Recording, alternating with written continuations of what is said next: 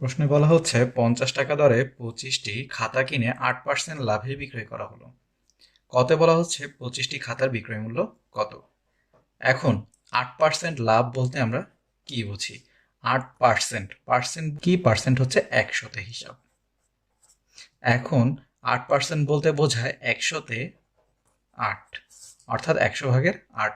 এখন লাভ বলতে কি বোঝায়? লাভ বলতে বোঝায় আমি যদি 100 টাকায় কিনি তাহলে আমার 100 টাকায় 8 টাকা লাভ হয়। অর্থাৎ 100 টাকা যদি ক্রয় মূল্য হয়, ক্রয় মূল্য কি? যে দামে আমরা কিনি, তাহলে বিক্রয় মূল্য কত? 100 টাকা থেকেও আরো 8 টাকা বেশি, অর্থাৎ কত? 100+8, অর্থাৎ কত? 108 টাকা। এখন বলা হচ্ছে কি 50 টাকা দরে যদি আমরা 25টা খাতা কিনি তাহলে 8% লাভে বিক্রয় করা হচ্ছে। তাহলে 25টি খাতার বিক্রয় মূল্য কত? এখন আমরা প্রথমে দেখব যে 50 টাকা দরে 25টি খাতার আসলে ক্রয় মূল্য কত ছিল। তারপরে আমরা বুঝতে পারবো 8%, অর্থাৎ 100 টাকায় যদি 8 টাকা লাভ হয় তাহলে যত টাকায় তিনি কিনেছেন তত টাকায় কত টাকা লাভ হয়েছে বা বিক্রয় মূল্য কত। চলুন শুরু করা যাক। তাহলে দেয়া আছে একটি খাতার ক্রয় মূল্য কত? 50 টাকা। সুতরাং 25টি খাতার ক্রয় মূল্য কত হবে? আরো বেশি, অর্থাৎ 50 × 25 টাকা। আমরা কত পাবো? আমরা পাবো এখান থেকে 1250 টাকা। এখন আমরা কি বলেছি? 100 টাকায় যদি কিনি তাহলে 8% লাভ, মানে কি 108 টাকায় বিক্রি করা হচ্ছে। আমরা এখান থেকে ক্রয় মূল্য জানি, এখান থেকে 100 টাকা যদি ক্রয় মূল্য হয়, বিক্রয় মূল্য 108 টাকা, এখান থেকে আরেকটা ক্রয় মূল্য জানি। আর বিক্রয় মূল্য জানি 108 টাকা, তাহলে আরেকটি বিক্রয় মূল্য আমরা বের করতে পারবো কিভাবে? আমরা জানি যে মূল্যটি আমাদেরকে বের করতে হবে সেটিকে কোথায় রাখবো? আমরা হাতের ডান পাশে। তাহলে আমরা কি লিখবো? আমরা লিখবো ক্রয় মূল্য 100 টাকা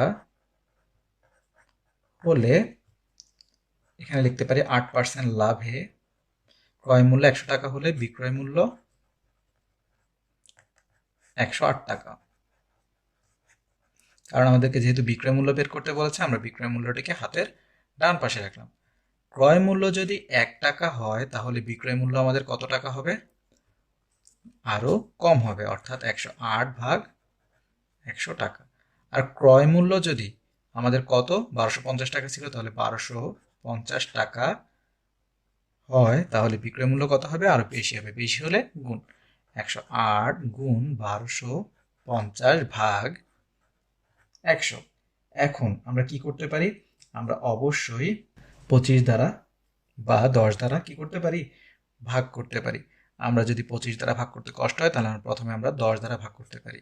এখানে শূন্য শূন্য আগে কেটে ফেললে আমরা এখন আর 10 দ্বারা ভাগ করার কষ্টটি করতে হচ্ছে না। আমরা কি করতে পারি? আমরা 5 দ্বারা ভাগ করতে পারি। 5 দ্বারা ভাগ করলে এখানে 2, আর এখানে 5 দ্বারা ভাগ করলে আমরা পাবো 25।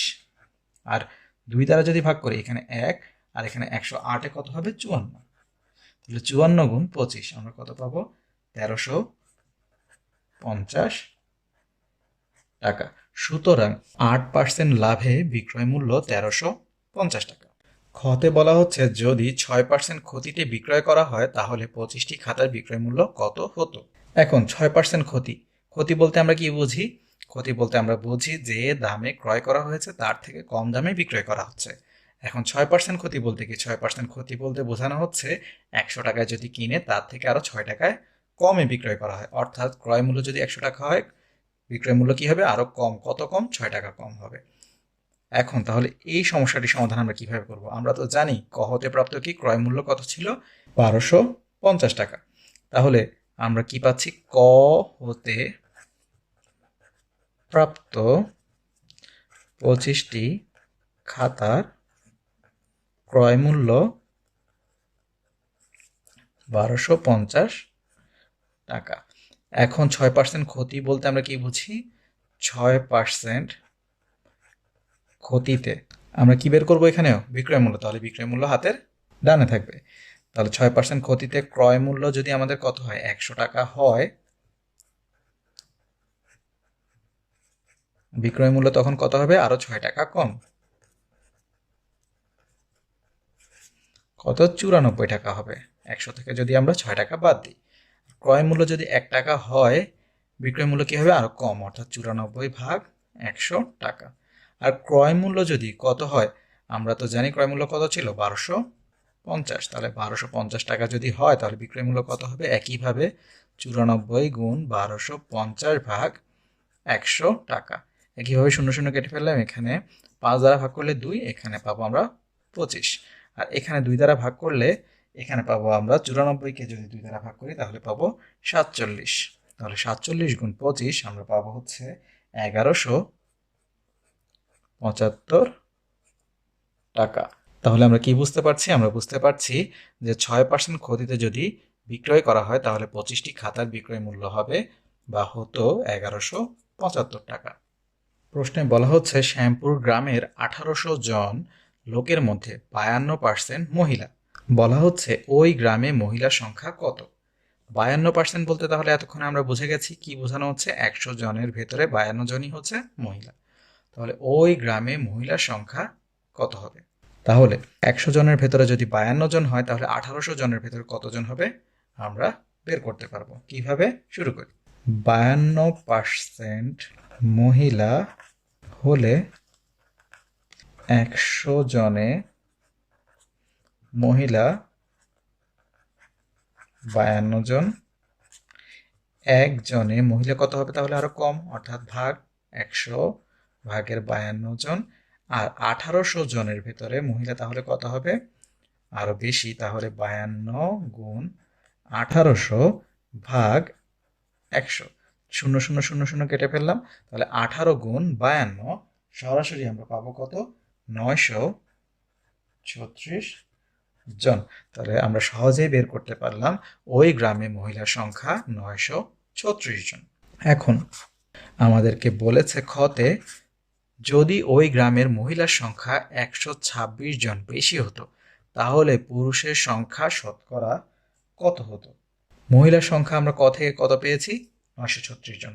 বলা হচ্ছে যদি আরও 126 জন এই 936 জনের সাথে যোগ করা হতো, অর্থাৎ বেশি হতো, তাহলে পুরুষের সংখ্যা শতকরা কত হতো? শতকরা বলতে আমরা কি বুঝি, 100 জনে, তাহলে প্রতি 100 জনে কত হতো?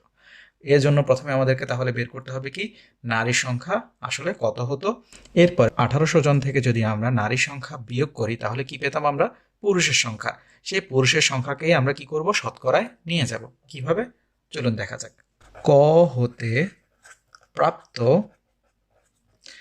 নারীর সংখ্যা বা মহিলার সংখ্যা কত, 936 জন।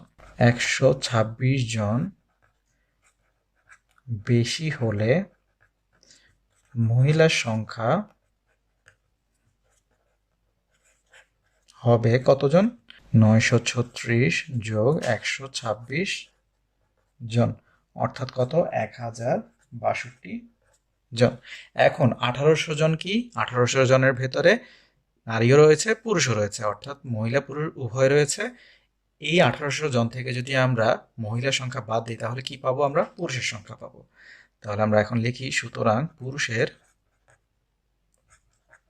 সংখ্যা কত হবে, 1800 বিয়োগ 1062 জন। আর বিয়োগ করতে পারবো আমরা, বিয়োগ করলে কত আসবে, আসবে এখান থেকে 738 জন। এখন আমরা কিভাবে এখন পুরুষের শতকরা বের করব? আমরা জানি 1800 জনের ভেতরে পুরুষ কত, 738 জন, তাহলে একজনে কত, আর শতকরা যেহেতু 100 জনে কত তা বের করতে পারলে আমরা শতকরায় নিয়ে যেতে পারবো। তাহলে আমরা বের করি। এখন 1800 জনে পুরুষ কত, 738 জন, তাহলে একজনে পুরুষ কত হবে আরো কম, অর্থাৎ 738 ভাগ 1800 জন। সুতরাং শতকরা মানে কি 100 থেকে, তাহলে 100 জনে পুরুষ কত হবে, 738 গুণ 100 ভাগ 1800, তাহলে 0000 আমরা কেটে ফেললাম। এখানে তাহলে কত থাকছে, 18। এখন যদি আমরা 18 দ্বারা 738কে ভাগ করতে না পারি সরাসরি, আমরা কি করব, আমরা এখানে অল্প অল্প করে ভাঙতে পারি। তাহলে কিভাবে ভাঙতে পারবো আমরা দেখি। তাহলে এখানে 2 দ্বারা ভাগ করলে প্রথমে পাবো কত, 9, আর এখানে 2 দ্বারা ভাগ করলে আমরা পাবো 369। এখন 3 দ্বারা ভাগ করলে এখানে পাবো 3, এখানে 3 দ্বারা ভাগ করলে পাবো 3 একে 3, এখানে 3 দুগুণে 6, 3 তিরিকে 9। এখন আবার জানি আমরা 3 দ্বারা ভাগ যাবে কিভাবে, কারণ আমরা জানি এদের যোগফল 3 দ্বারা নিঃশেষ বিয়োজ্য, কারণ 1 আর 2 যোগ করলে 3, 3 আর 3 যোগ করলে 6। তাহলে এখন এখানে পাবো 1, যা না লিখলেও চলে। আর এখানে পাবো আমরা কত, 41, কারণ 3 4 12, আর এখানে 3 একে 3। তাহলে আমরা কত পেলাম, 41 জন। তাহলে এখানে শতকরা 41 জন বা 41% লিখবো আমরা। তাহলে এখানে ওই গ্রামের মহিলার সংখ্যা 126 জন, বেশি হলে পুরুষের সংখ্যা হতো শতকরা 41 জন বা 41% লিখবো। শতকরা লিখলে 41 জন লিখবো, আর শতকরা না লিখলে আমরা তখন লিখবো পুরুষের সংখ্যা 41%। এখানে খেয়াল রাখতে হবে, শতকরা কথাটি লিখলে আমরা পার্সেন্ট উল্লেখ করব না, আর পার্সেন্ট উল্লেখ করলে শতকরা কথাটি লিখব না। প্রশ্নে বলা হচ্ছে একজন বিক্রেতা এক ঝুড়ি আম 1200 টাকায় ক্রয় করে 10% লাভে বিক্রয় করলেন। বলা হচ্ছে আমের বিক্রয় মূল্য কত। তাহলে 1200 টাকায় কিনে কি করেছেন, 10% লাভে, অর্থাৎ 100 টাকায় 10 টাকা করে তিনি লাভ করেছেন। বলা হচ্ছে আমের বিক্রয় মূল্য কত। তাহলে এতক্ষণে আমরা জেনে গেছি কিভাবে এই ধরনের সমস্যা সমাধান করতে হয়। তাহলে 10% লাভে আমরা কি জানি, 100 টাকা যদি ক্রয় মূল্য হয় তাহলে বিক্রয় মূল্য আরো 10 টাকা বেশি হবে, অর্থাৎ কত হবে, 110 টাকা। তাহলে আমরা লিখব ক্রয় মূল্য 100 টাকা হলে বিক্রয় মূল্য 110 টাকা। ক্রয় মূল্য 1 টাকা হলে বিক্রয় মূল্য কত হবে, ঐকিক নিয়ম অনুসারে আরো কম, তাহলে ভাগ হয়ে যাবে 110 ভাগ 100 টাকা। আর ক্রয় মূল্য কত বলেছে আমাদেরকে, 1200 টাকা। তাহলে ক্রয় মূল্য 1200 টাকা হলে বিক্রয় মূল্য কি হবে, আরো বেশি, অর্থাৎ গুণ 110 গুণ 1200 ভাগ 100 টাকা। 0 0 0 0 কেটে ফেললাম, তাহলে 12 গুণ 11, তাহলে কত হবে, আমরা এখান থেকে পাবো 1320 টাকা। তাহলে সুতরাং আমরা পেয়ে গেলাম যে আমের বিক্রয় মূল্য 1320 টাকা। খতে বলা হচ্ছে আমগুলো আর কত টাকা বেশি বিক্রয় করলে 15% লাভ হতো। তাহলে এখানে আমরা বুঝতেই পারছি তিনি 1320 টাকায় বিক্রয় করায় 10% লাভ হয়। এখন 15% লাভ মানে কি জানি আমরা, 100 টাকায় 15 টাকা লাভ হওয়া। তাহলে ক্রয় মূল্য যদি 100 টাকা হয়, বিক্রয় মূল্য তখন কত হতে হবে, আরো 15 টাকা বেশি, অর্থাৎ 115 টাকা। তাহলে আমরা বের করব 15% লাভে তিনি কত টাকায় বিক্রয় করতে হবে। তাহলে আমরা বুঝতে পারবো যে আর কত টাকা বেশি বিক্রয় করতে হবে, কারণ আমরা জানি 10%-এ কত টাকায় বিক্রয় করেছেন, আর 15%-এ কত টাকায় বিক্রয় করতে হবে সেটি বের করতে পারলে আমরা একটি থেকে একটি বাদ দিলেই বুঝতে পারবো আর কত টাকা বেশিতে তাকে বিক্রয় করতে হতো। তাহলে আমরা লিখেই যে ক হতে প্রাপ্ত 10% লাভে বিক্রয় মূল্য 1320 টাকা। এখন 15% লাভে ক্রয় মূল্য 100 টাকা হলে বিক্রয় মূল্য কত হবে, 115 টাকা, অর্থাৎ 15 টাকা বেশি। ক্রয় মূল্য 1 টাকা হলে বিক্রয় মূল্য কত হবে, আরো কম, অর্থাৎ ভাগ হয়ে যাবে। আর ক্রয় মূল্য যদি 1200 টাকা হয় তাহলে বিক্রয় মূল্য কত হবে, 115 গুণ 1200 ভাগ 100 টাকা। তাহলে 0 0 0 0 কেটে ফেললাম, তাহলে আমরা পাচ্ছি 115 গুণ 12, অর্থাৎ 1380 টাকা। তাহলে আমরা বুঝতে পারছি 15% লাভ করতে হলে 1380 টাকায় বিক্রি করতে হবে, আর 10% লাভে তিনি 1320 টাকায় বিক্রি করেছেন। তাহলে আরো কত টাকা বেশিতে বিক্রি করতে হবে, একটি থেকে একটি বিয়োগ করে দিলেই আমরা পেয়ে যাব। তাহলে সুতরাং বেশি বিক্রয় করতে হবে কত টাকা, 1380 বিয়োগ 1320 টাকা, অর্থাৎ কত টাকা, আমরা জানি 1380 থেকে 1320 গেলে পাবো আমরা 60 টাকা।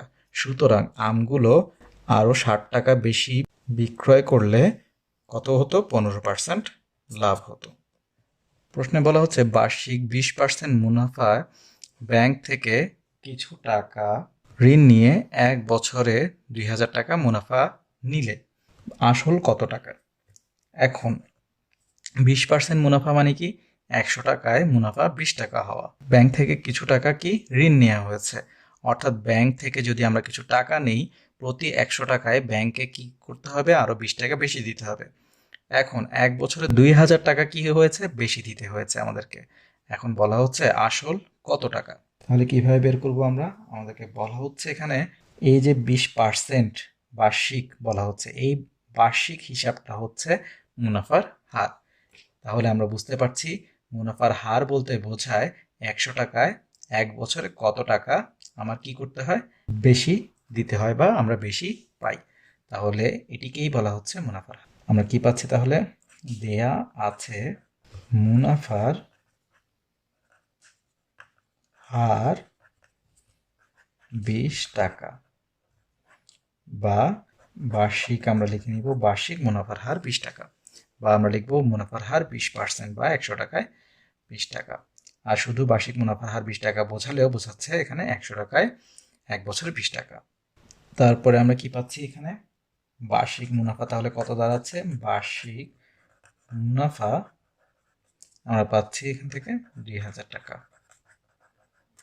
এখন তাহলে আমরা সমস্যাটির সমাধান কিভাবে করব? যেহেতু আমাদেরকে আসল বের করতে বলেছে, আসলের জন্য একটি সূত্র রয়েছে, সেই সূত্রটি আমরা এখানে ব্যবহার করব। তাহলে আমরা এখানে কি পাবো? আমরা জানি আসল সমান, কি জানি আমরা? আসল সমান হচ্ছে বার্ষিক মুনাফা গুণ 100 ভাগ বার্ষিক মুনাফার হার।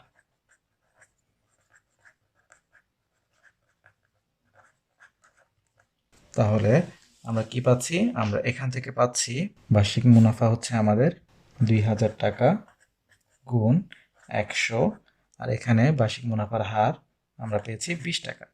তাহলে এখান থেকে 0 0 কেটে ফেললে আমরা কি পাচ্ছি? 2 দ্বারা ভাগ করলে এখানে 5, তাহলে 5 গুণ 2000 অর্থাৎ আমরা পাচ্ছি 10,000। তাহলে আসল কত? 10,000 টাকা। এখন খতে আমাদেরকে বলা হচ্ছে মুনাফা ও আসল একত্রে কত। তাহলে আসল আমাদের কত পেয়েছি আমরা? 10,000, আর মুনাফা হচ্ছে 2,000। তাহলে দুটিকে যোগ করে দিলেই আমরা পেয়ে যাব মুনাফা ও আসল একত্রে কত। তাহলে আমরা কি লিখব? ক হতে প্রাপ্ত আসল 10,000 টাকা এবং দেয়া আছে মুনাফা 2,000 টাকা। সুতরাং আসল ও মুনাফা একত্রে কত? 10,000 যোগ 2,000 টাকা, অর্থাৎ কত হবে? 12,000 টাকা। গতে আমাদেরকে বলা হচ্ছে বার্ষিক মুনাফা 15% হলে কত টাকা মুনাফা দিতে হতো, অর্থাৎ 100 টাকায় 1 বছরে কত টাকা দিতে হবে? 15 টাকা দিতে হবে। তাহলে মুনাফা কত দিতে হতো? আমরা আসল জানি 10,000 টাকা, এই আসলের উপরেই আমাদেরকে বের করতে হবে কত টাকা আসলে মুনাফা দিতে হতো। আর 15% মানে তো আমরা জানি 100 টাকায় 15 টাকা। তাহলে 100 টাকায় যদি 15 টাকা দিতে হয় মুনাফা, তাহলে 10,000 টাকায় কত টাকা দিতে হবে? কারণ আমাদের আসল কত? 10,000 টাকা। আমরা কি লিখবো তাহলে? ক হতে প্রাপ্ত আসল 10,000 টাকা। তাহলে এখন আমরা কি করব? এখন 15% বার্ষিক মুনাফায় আমরা কি পাই? 100 টাকায় মুনাফা 15 টাকা। তাহলে 1 টাকায় আরো কম হবে, 1 টাকায় মুনাফা আরো কম হলে কি হয়ে যাবে? ভাগ হয়ে যাবে। আর 10,000 টাকায় মুনাফা কত হবে? আরো বেশি, তাহলে কি হবে? গুণ হয়ে যাবে, ভাগ 100 টাকা। তাহলে 0 0 0 0 কেটে ফেললাম, তাহলে 100 গুণ 15, তাহলে আমরা কি পাবো? 1500 টাকা। তাহলে বার্ষিক মুনাফা 15% হলে 1500 টাকা মুনাফা দিতে হতো। প্রশ্নে বলা হচ্ছে একদিন কোনো শ্রেণীতে 110 জন শিক্ষার্থীর মধ্যে 80% শিক্ষার্থী উপস্থিত ছিল। উপস্থিত শিক্ষার্থীর সংখ্যা কত? তাহলে 80% শিক্ষার্থী মানে কি 100 জনের ভেতরে 80 জন উপস্থিত ছিল। তাহলে 110 জনের ভেতর কতজন উপস্থিত ছিল তা আমরা বের করতে পারবো। তাহলে আমরা এভাবেও করতে পারি, বা আমরা 110 জনের 80% কত সেটি বের করলেও আমরা বুঝতে পারবো কতজন উপস্থিত ছিল। কিভাবে দেখে নিই। তাহলে আমরা লিখতে পারি উপস্থিত শিক্ষার্থীর সংখ্যা 110 এর কত পার্সেন্ট? 80%। 80% মানে কি 100 এর ভেতরে 80, এত জন। তাহলে এর কাজ কি জানি আমরা? এর কাজ হচ্ছে গুণ। তাহলে কিভাবে করব? এখান থেকে আমরা 0 0 কেটে ফেললে এখানে 10 দ্বারা ভাগ করলে এখানে কি পাচ্ছি? 10 একে 10 আর এখানে 11, বা সরাসরি এই 0 এই 0 কেটে ফেলতে পারতাম, তাহলে সরাসরি এখানে 11 পেতাম। তাহলে এখানে 8 11 88 জন। তাহলে সুতরাং উপস্থিত শিক্ষার্থী সংখ্যা আমরা কত পেলাম? 88 জন। খতে আমাদেরকে বলা হচ্ছে অনুপস্থিত শিক্ষার্থী সংখ্যা কত? তাহলে উপস্থিত শিক্ষার্থী সংখ্যা যদি আমরা মোট শিক্ষার্থী থেকে বাদ দেই তাহলে কি হয়ে যাবে? বাকিরা কি? অনুপস্থিত। তাহলে আমরা কি লিখব? ক হতে উপস্থিত শিক্ষার্থী 88 জন। দেয়া আছে মোট শিক্ষার্থী 110 জন। সুতরাং অনুপস্থিত শিক্ষার্থী কি পাবো আমরা? অনুপস্থিত শিক্ষার্থী 110 বিয়োগ 88 জন। তাহলে আমরা কত পাবো? 22 জন। গতে আমাদেরকে কি বলা হচ্ছে? উপস্থিত শিক্ষার্থীর 25% ছাত্রী হলে কতজন ছাত্রী উপস্থিত ছিল? একইভাবে তাহলে উপস্থিত শিক্ষার্থী কতজন? 88 জন। তাহলে 88 জনের 25% আমরা বের করতে পারলে বুঝে যাব কতজন ছাত্রী উপস্থিত ছিল। তাহলে আমরা একইভাবে কি লিখব? ক হতে আমরা আগে কি পাই? ক হতে প্রাপ্ত উপস্থিত শিক্ষার্থী 88 জন। সুতরাং ছাত্রী সংখ্যা কত হবে? আমাদেরকে বলেছে উপস্থিত শিক্ষার্থী এর 25%, অর্থাৎ 100 এর ভেতরে 25, এখানে কি? জন। তাহলে আমরা এখান থেকে কি করব? 25 দ্বারা যদি আমরা ভাগ করি তাহলে কি পাবো? এখানে 25 একে 25, এখানে 4 25 100। এখন 4 দ্বারা যদি আমরা 88 কে ভাগ করি তাহলে কি পাবো আমরা? আমরা এখান থেকে পাবো 4 দুগুণে 8, 4 দুগুণে 8, অর্থাৎ 22 জন। 22 জন। তাহলে উপস্থিত শিক্ষার্থীর 25% ছাত্রী হলে 22 জন ছাত্রী উপস্থিত ছিল। 90 ডিগ্রি এডুকেশনের ভিডিওগুলো দেখে যদি আপনারা উপকৃত হয়ে থাকেন তাহলে অবশ্যই অন্যদেরকে জানার সুযোগ করে দিবেন। আর আমাদের ভিডিওগুলো অবশ্যই বাণিজ্যিকভাবে ব্যবহার থেকে বিরত থাকবেন। ধন্যবাদ সবাইকে।